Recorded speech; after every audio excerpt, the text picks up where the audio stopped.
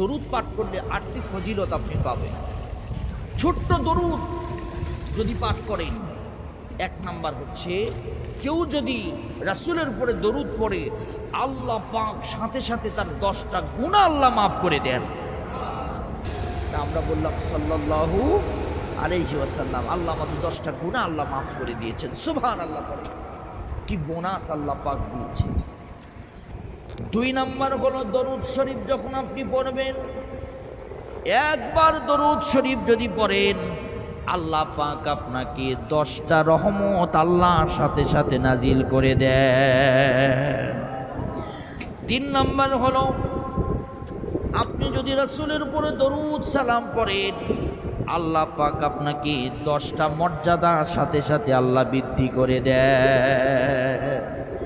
আপনার মর্যাদা যেমন আছে, আপনি রাসূলের উপরে দরুদ পড়ার কারণে আল্লাহ পাক আপনার সাথে সাথে আল্লাহ পাক আপনার 10টা মর্যাদা রব্বুল আলামিন আপনার বৃদ্ধি করে দিবে। আমার ভাইয়েরা, 4 নম্বর ফজিলত হলো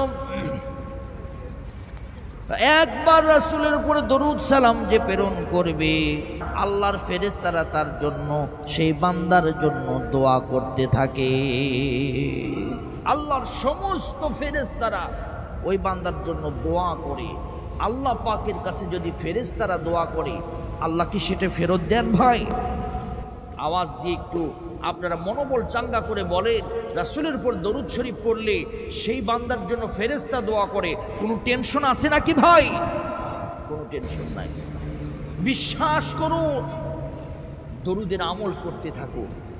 আল্লাহ পাক মুহাম্মদুর রাসূলুল্লাহ সাল্লাল্লাহু আলাইহি সাল্লামের উপরে দরুদ পড়ার কারণে আল্লাহ আপনাকে জান্নাত তো দিবেনই, আল্লাহ আপনাকে এই 8টা ফজিলতের অংশীদার হিসেবে দুনিয়াতে আল্লাহ শান্তি দিয়ে দিবে। 5 নাম্বার হলো যখন কোনো বান্দা দরুদ শরীফ পড়ে ওই বান্দার নাম ধরে আল্লাহ পাক নাম এবং ওই বান্দার পিতার নাম আল্লাহ নবীর কাছে সাথে সাথে ফেরেশতারা পৌঁছায়া দেয়। আর বিশ্ব নবী তার কবর মোবারক থেকে যখন দরুদের আমল যখন বান্দা করে আল্লাহ পাক যখন ফেরেশতার মাধ্যমে নবীর রওজায় পৌঁছায়া দেয়, ওই নবী মুহাম্মদুর রাসূলুল্লাহ সেখান থেকে আমাদের জন্য খুশি হয়ে যায়। 6 নম্বর আমল হলো রাসূল করিম সাল্লাল্লাহু আলাইহি সাল্লাম দরুদ পাঠ করলে উম্মতের জন্য দোয়া করেন। যে উম্মতটা রাসূলের উপরে বলবে সাল্লাল্লাহু আলাইহি ওয়াসাল্লাম, আমার রাসূল সঙ্গে সঙ্গে ওই উম্মতের জন্য দোয়া করেন। এরপরে 7 নম্বর আমল হলো কেউ যদি সকালে 10 বার দরুদ পড়ে, সন্ধ্যায় 10 বার দরুদ পড়ে, আল্লাহ রব্বুল আলামিন এই দরুদ পড়ার বিনিময়ে রাসূল কিয়ামতের ময়দানে আমাদেরকে সুপারিশ করে শাফাআত করে আমাদেরকে জান্নাতে নিয়ে যাবে। 8 নম্বর ফজিলত হলো কেউ যদি বলে সাল্লাল্লাহু আলাইহি ওয়াসাল্লাম, এই ছোট্ট দরুদটা পড়ে দুনিয়ার যত বিপদ আছে নবীর উপরে দরুদ পড়ার কারণে আমার আল্লাহ সমস্ত বিপদগুলোকে দূর করে বান্দাকে শান্তি দান করে। বিশ্বাস না হলে আপনি এই দরুদের আমল করতে থাকুন। অসুস্থ হয়ে পড়েছে, কষ্ট হয়েছে, আপনার বিপদে পড়েছেন, সমস্যায় পড়েছেন, আপনি বেশি বেশি মনে মনে দরুদ পড়তে থাকুন। দুনিয়ার কাউকে ডাকতে হবে না, মুহাম্মদুর রাসূলুল্লাহ দরুদে খুশি হয়ে দুনিয়ার সমস্ত বিপদ থেকে আল্লাহ পাক হেফাজত করবেন। পারবেন তো ইনশাআল্লাহ? আজ থেকে আল্লাহ আমাদেরকে দরুদ বেশি বেশি পড়ার সুযোগ দান করুন। আওয়াজ তুলে বলেন আমিন। দরুদের একটা ঘটনা আপনাদেরকে বলি। মুহাম্মদুর রাসূলুল্লাহ সাল্লাল্লাহু আলাইহি সাল্লাম, আল্লাহ নবীকে কাফেরেরা আক্রমণ করেছে, 72 জন কাফের ঘিরে নিয়েছে। রাসূলকে বলছে মুহাম্মদ তোমাকে বাঁচাবে কে? আওয়াজ তুলে বলেন তো আমাদেরকে বাঁচানোর একমাত্র মালিক তিনি কে? রাসূল করিম সাল্লাল্লাহু আলাইহি সাল্লাম বললেন, এই মুহূর্তে আল্লাহ পাক আমাকে হেফাজত করবেন। সেই মুহূর্তে আল্লাহ পাকের উপর তাওয়াক্কুল করার কারণে আল্লাহ রব্বুল আলামিন সেই মুহূর্তে মৌমাছি প্রেরণ করলেন।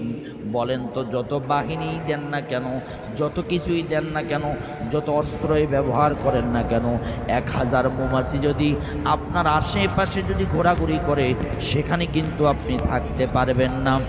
1000 মৌমাছি নয়, অসংখ্য মৌমাছি এসে ওই 72 জনকে ঘিরে ধরল আর ভো ভো ভো ভো শব্দ করতে শুরু করলো।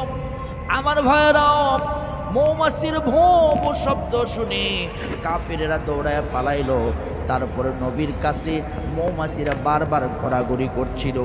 মৌমাছির আল্লাহর কাছে দাবি করলাম, রব্বুল আলামিন, তোমার নবীকে পেয়েছি, আজকে একটু জবানটা খুলে দাও, তোমার নবীকে আমরা কিছু কথা বলতে চাই।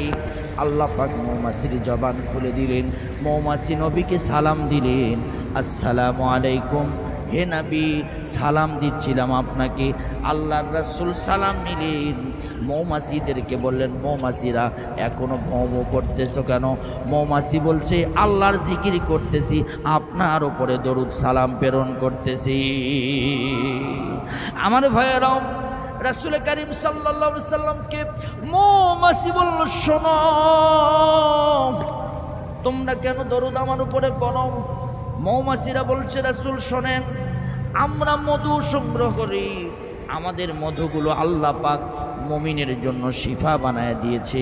কিন্তু একটা মজার ব্যাপার হলো, আমরা যখন ঘর থেকে বের হই 10 কিলো 12 কিলো 15 কিলো দূরে, যখন আমরা ঘর থেকে বের হয়ে যাই, আবার সঠিকভাবে আমরা ঘরে ফিরে আসি, আমাদেরকে পথ কেউ ভুলাইয়া দেয় না। আমরা একদিনের জন্য পথ ভুলে যাই না, কারণ আমরা যখন বাড়ি থেকে বের হই তাওয়াক্কালতু আলাল্লাহ বলে বের হই, এই মুহূর্তে আল্লাহ পাক আমাদেরকে রাস্তা দেখায়, আবার ঘর পর্যন্ত পৌঁছায়া দেয়। আমরা ফুলের উপরে বসি, বিভিন্ন ফুল থেকে মধু সংগ্রহ করি। আমরা যখন মধু সংগ্রহ করে ঘরের ভিতরে ঢুকবো, এই যখন নিজেদের ঘরের ভিতরে ঢুকবো, 3টা সিকিউরিটি গার্ড আমাদেরকে ধরে বসে। আমাদের ফুলে মধু সংগ্রহ করার পর আমাদের মাত্র 10% মধু আমাদের ফুল থেকে সংগ্রহ করা হয়। এরপরে আমরা ঘরের দরজায় যখন প্রবেশ করব, বিসমিল্লাহি তাওয়াক্কালতু আলাল্লাহ বলে যখন প্রবেশ করি, এরপরে আমরা রানী মৌমাছির কাছে মধু জমা দেওয়ার আগে আমরা প্রত্যেকটা মৌমাছি দরুদ সালাম পড়ি। আর দরুদ সালাম পড়ার কারণে এই 10% মধু থেকে আল্লাহ রব্বুল আলামিন আমাদেরকে 100% মধু বানায় দেয়। হে নবী, আপনার উপরে দরুদ সালাম পড়ি। আর যখন আমরা ফুলের উপরে বসি, তখনও আমরা বলি সাল্লাল্লাহু আলাইহি ওয়াসাল্লাম। যখন বলি, আল্লাহ পাক আমাদের মধুগুলো দিয়ে দেন। আমার ভাইয়েরা, এখান থেকে বোঝা গেল দরুদের মাধ্যমে জীবনের সমস্ত অপরিপূর্ণ জায়গা আল্লাহ পাক পরিপূর্ণ করে দেয়। আজ থেকে আমরা দরুদ সালামের আমল করব। আল্লাহ আমাদেরকে তৌফিক দান করুন। আওয়াজ তুলে বলেন আমিন। আল্লাহ আমাদেরকে কবুল করুন, এই দরুদের উপরে মৃত্যু পর্যন্ত আল্লাহ কবুল করুন। বলেন আমিন। আল্লাহু আকবার, আল্লাহু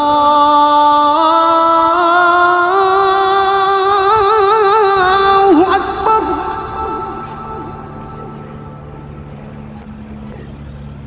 আল্লাহু আকবার,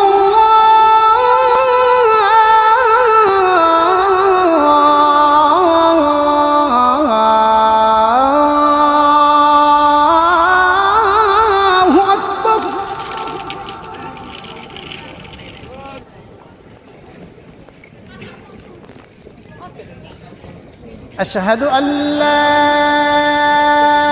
إله